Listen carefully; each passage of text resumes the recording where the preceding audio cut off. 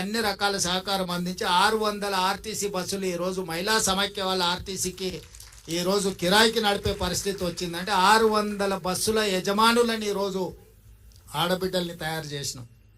ఇదే కాదు, ఇంతకుముందు అదానీ అంబానీలు సోలార్ పవర్ ప్లాంట్లు పెట్టేది, పెద్ద పెద్ద కార్పొరేట్ సంస్థలు పెట్టేది, టాటాలు బిర్లాలు సోలార్ పవర్ ప్లాంట్లు పెట్టుకొని ప్రభుత్వాలకు విద్యుత్ సరఫరా చేసేది. మొట్టమొదటిసారి దేశంలోనే మొట్టమొదటిసారి మన తెలంగాణ రాష్ట్రంలో 1000 మెగావాట్ల సోలార్ పవర్ ప్లాంట్లను పెట్టే అవకాశం, అనుమతి, ఒప్పందాలను ఈరోజు మహిళలతో చేసుకున్నాం. అదానీ అంబానీలతో పోటీ పడి సోలార్ విద్యుత్ ఉత్పత్తి చేసే వ్యాపారాన్ని మా ఆడబిడ్డల చేతికి ఈరోజు మన ప్రభుత్వం అందించింది. ఇదే కాదు, మీకు అందరికీ తెలుసు, హైటెక్ సిటీ ప్రాంతంలో భూమి ఉంటే గజం లక్షలలో వలుపుతుంది.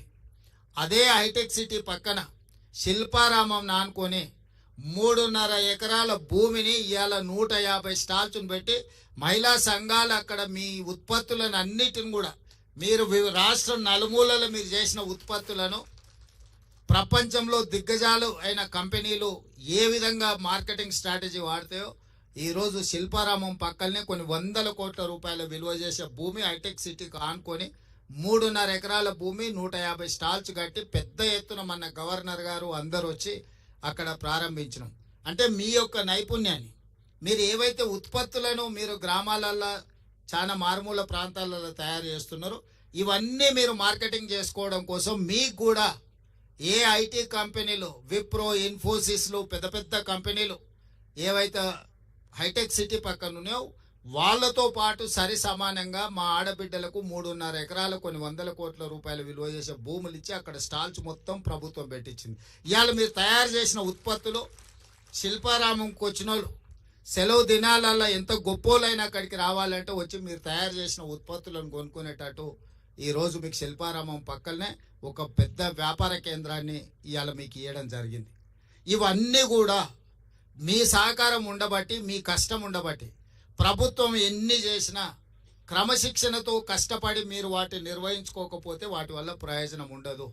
ఇవాళ మా ఆడబిడ్డలు కష్టపడి కుటుంబాన్ని ఒక పక్కన నడిపిస్తూనే, పిల్లలను చదివించుకుంటూనే, ఇంటాయన ఒకవేళ అటు ఇటు దారి తప్పిన కుటుంబం భారాన్ని మోస్తూనే ఈరోజు ఈ వ్యాపారాలన్నీ మా ఆడబిడ్డలు చేస్తున్నారు. తొందరలోనే మహిళా సంఘాలకు డ్రెస్సులు రానట్టున్నాయి, డిజైన్ కూడా అయిపోయినాయి. సంవత్సరానికి 2 మంచి జతల చీరలు ఏ సంఘం మీటింగ్ పోయినా మీరు ఆత్మగౌరవంతో ఒక మంచి డ్రెస్ కోడ్తోని మంచి క్వాలిటీ ఉన్న వాటిని ఇవాళ ప్రతి ఆడబిడ్డకు 2 చీరలు ఇవ్వాలి అని చెప్పి దాదాపుగా నాకు తెలిసి 67 లక్షల మందికి 1,30,00,000 పైగా చీరలు, ఒక్కొక్కరికి 2 జతల చీరలు సంవత్సరానికి ఇవ్వాలని మన ప్రభుత్వం నిర్ణయం తీసుకున్న దాదాపుగా 1000 కోట్ల రూపాయలు మీ చీరల కోసమే ఈరోజు మా ఆడబిడ్డలకు మీ సోదరుడుగా ఈరోజు మీకు చీరలు కానుకగా ఇవ్వాలని సంఘంలో చేరిన సభ్యులకు ప్రతి సంవత్సరం 2 చీరలు ఇవ్వాలని ఇవాళ ప్రభుత్వం తీసుకున్నాం. వాటి కూడా చాలా నాణ్యతతోని గతంలో పిట్టలను బెదిరించడానికి పొలాల కాడ కట్టే చీరలు ఇచ్చారు. చీరలు ఇవ్వగానే తీసుకుపోయి మన జొన్నసేన్ కాడనో లేకపోతే మన సద్దసేన్ కాడనో మన దగ్గర ఎక్కువ కదా పిట్టలు వాళ్ళకు ఉండడానికి అవి తీసుకొని పోయి బెదురు కోసం కట్టేటోళ్ళం.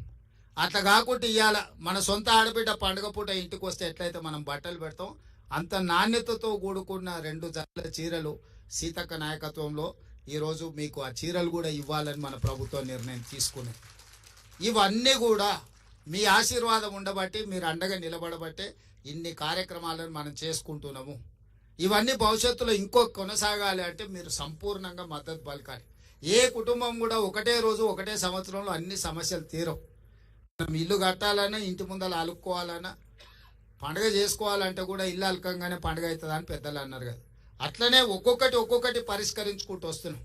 మళ్ళీ చాలా రోజులకు మళ్ళీ మిమ్మల్ని ఒంటికే పరిమితం చేసిన పరిస్థితి నుంచి మళ్ళీ బయటకు వచ్చి మీరు మీ స్వయంగా మళ్ళా పనులు కార్యక్రమాలు తీసుకునే స్టేజ్కి ఈరోజు మనం వచ్చినాం. ఇక్కడ నుంచి ఇంకా వ్యాపారంలో వేగంగా ముందుకు పోవడానికి అవసరమైన ప్రణాళికలు చేస్తాం. నేను చీఫ్ సెక్రటరీ గారికి అదేవిధంగా దివ్య రాజేంద్రన్ గారికి కూడా నా సూచన ఒకటే, ఈరోజు మీరు రూరల్ అండ్ అర్బన్ రెండింటిని సపరేట్గా చూస్తున్నారు.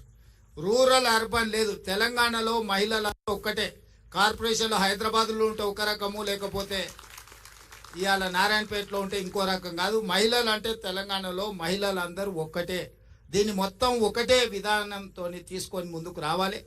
దీనికి సంబంధించి ఒక ప్రత్యేకంగా మొత్తం వ్యవస్థను ఏర్పాటు చేయాలి. హైదరాబాద్లో ఉన్న వాళ్ళు ఎవరు? మా నారాయణపేట మక్తల్ నుంచో, లేకపోతే దేవరకద్ర నుంచో, కొడంగల్ నుంచో, లేకపోతే కల్వకుర్తి అచ్చంపేట నుంచో, మక్తల్ నుంచి పోయిన వాళ్ళే హైదరాబాద్లో ఉన్నారు.